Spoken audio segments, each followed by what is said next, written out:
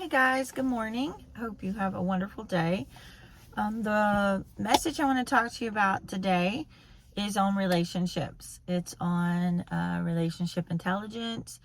It's geared more toward a teacher aspect, or if you are involved in any type of program that you're working with kids. And it's not really just with kids, with people in general. The one thing that I keep noticing is when people feel like they belong and people feel noticed and people feel special and they feel heard and they feel seen, like they thrive, especially at school.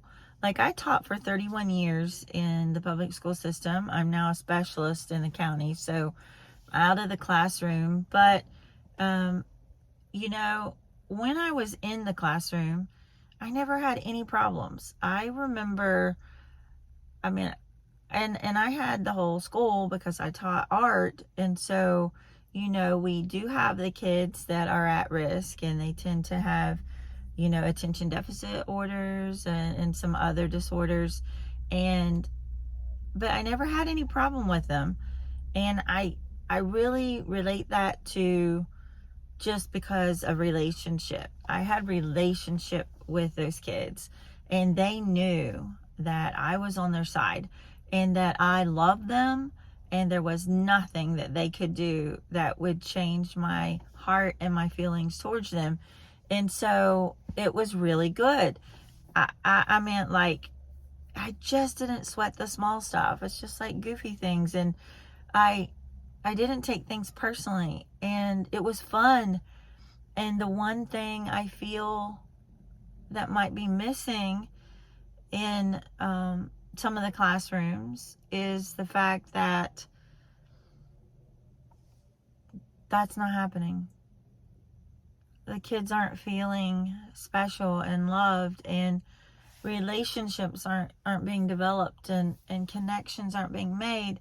Not because maybe the teacher doesn't care, but maybe they have a huge number. Maybe the content standards and all of the other paperwork and test taking and all of that is really stressing out the teacher to a point that she can't just teach. She can't just make those relationships or connect with those kids on that level because there's no time. It's like, I've got to do this, I've got to do this, I've got to do that, I've got to do that. And I've heard that with the core teachers.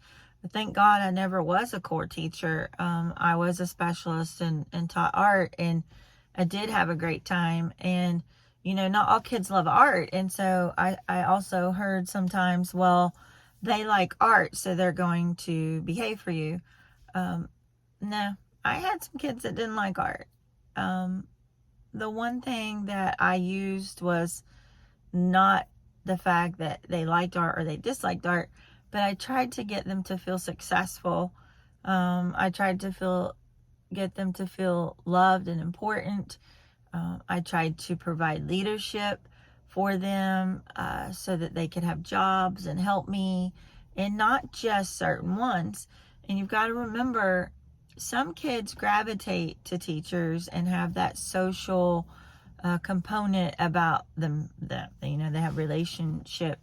It's good. They're able to talk to teachers and be like that. But we have some students who don't talk at all. And that's where we get like, oh, they're the favorite, or oh, they're the teacher's pet. And I hate that, because what I would always try to tell the kids is like, let's reflect here. How often have you gone up to that teacher's desk and just was friendly, or just said hi, or just whatever? Because we do have those kids who gravitate, who automatically are in our face 24/7, whether we're wanting them to be or not, but they are. And then we have those kids who don't talk at all. And if they're looking at things and they're seeing you, laughing and in relationship with these other kids, then they could easily maybe say, well, that's their favorite. And so, there's two sides to every story. Well, in teaching, it's the teacher and the students. It's the perception, and I just think that both parties just have to be really aware. And it doesn't always happen. And luckily, in my job as social and emotional learning specialist, and me as a person, I'm always asking why. I'm very open-minded. I try to get to the root. Uh, um, Behavior is a big thing for me. Like changing behavior, behavior interventionist. Why is this person doing this? How can this need get met so they don't do that? And so that's really what makes me tick. And so I really always want to know, like, why are not only students, but why are the teachers performing that way?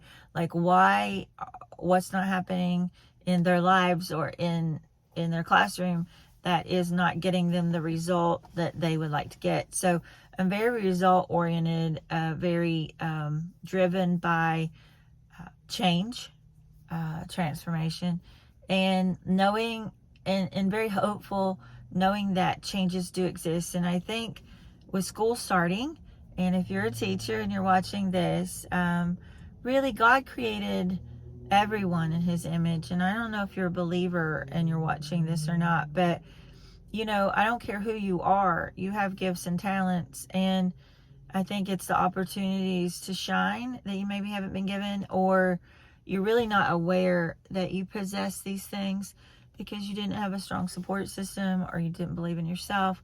And that all is based upon your life and the years that you've lived.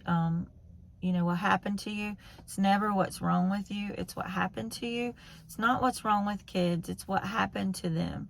Same way with, teachers, people, everybody. When we look at them and we make judgment, just be really quick. Don't be quick to do that, because we don't know what's happened to people. We don't know their life story. We don't know their heart. Only God examines that. And so, I've really done a lot of searching and looking at situations and people differently. It's allowed me to forgive. The one thing that helps in everything is when I look at people, I no longer so much look at them as adults.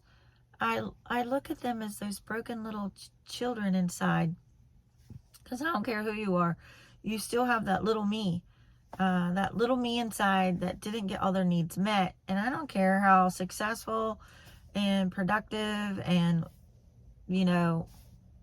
whatever, what position you hold, what title you hold, there's still some unhealed stuff. Excuse me. Because it's a daily thing that we walk in and learn and heal. There is no constant destination of they are totally reach that destination. So that doesn't exist. It's an ongoing process daily. So, and with addictions or struggles that you may have, it's a battle. It's a battle every day. My battle is always with food, and it drives me crazy because I was looking at past pictures of my life, and it's just always been this yo-yo of thin, a little heavier, back to thin, some really thin, back to middle. And I just would love to get a balance of health there. My mindset is healthy, but I still struggle daily with not the eating disorder as in kicking into it, like starving yourself or throwing up or anything like that. Just the mindset that I'm not as worthy, I'm not as confident, I'm not as pretty in other people's eyes or whatever, if I just don't have this number on the scale. And I have to fight that. It is a constant battle. And I just think, and it's so, so not important.